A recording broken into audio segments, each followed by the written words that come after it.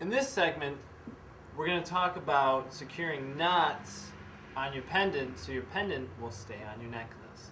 Now, you could easily just tie a knot and la-di-da and be lame about it, and that wouldn't work very well for you, and you wouldn't be able to take it off, and what would be the fun of that?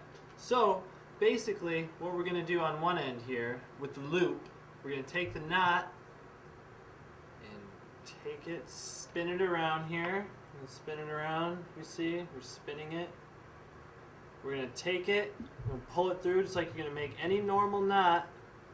Pull the knot up close, so you want a small, little almost noose-like hole right there. You see that? Now that'll hold the knot that we're going to make on this end. Now this is also very simple, just take it, double it up.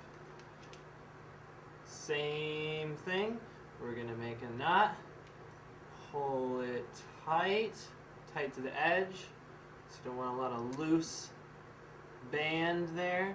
We're going to secure that. Now once that is tight, we have this, as we notice now the loop and the knot, combine them together, put the knot through the loop, and you have a necklace that is not coming off. And then you have your necklace.